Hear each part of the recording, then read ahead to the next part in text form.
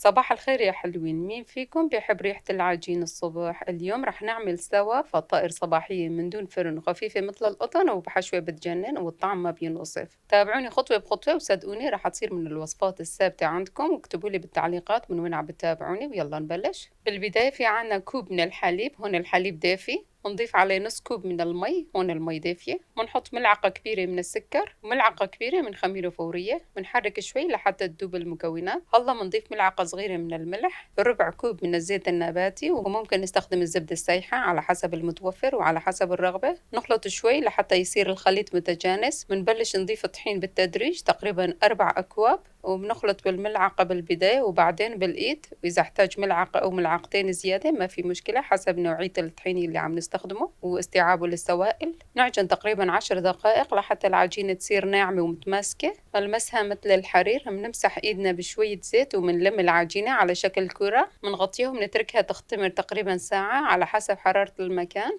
بس تختمر بتشوفوا كيف صارت منفوخة وناعمة مثل القطن. بنقطعها لحوالي 18 قطعة صغيرة أو أكتر على حسب حجم يلي بتحبوه. بنكور القطع وبنحطها بصينية مرشوشة بالطحين، بنغطيها شي 10 دقائق لترتاح شوي. وبهالأثناء بدنا نحضر الحشوة. الحشوة كتير بسيطة وسريعة. نحتاج لنص كيلو من مرتديلا دجاج، ممكن نستخدم أي نوعية بنفضلها وبنرغبها. وكمان بنحتاج لنص كيلو من الجبنة، ممكن نستخدم القشقاوان، موزاريلا، جبنة بيضاء، على حسب الرغبة وعلى حسب المتوفر. نخلط هدول المكونات مع بعضهم وهيك الحشوة صارت معنا جاهزة. ريحتها لحالها بتفتح النفس. بنرش شوي طحين على سطح العمل، وبنفرد قطعة من العجينة على شكل دائرة متوسطة، ونحطها على جنب. وبنفرد قطعة تانية من العجينة بنفس المقاس، ونحط شوية من الحشوة بالوسط وبنغطيها بالقطعة التانية، وبنسكر الأطراف كتير منيح، وبنشيل الزوائد بالسكين مثل ما واضح عليكم. وهي أول فطيرة صارت معنا جاهزة. بنكمل بنفس الطريقة لكل الكمية. بيطلع عنا تقريبا 9 فطائر كبيرة.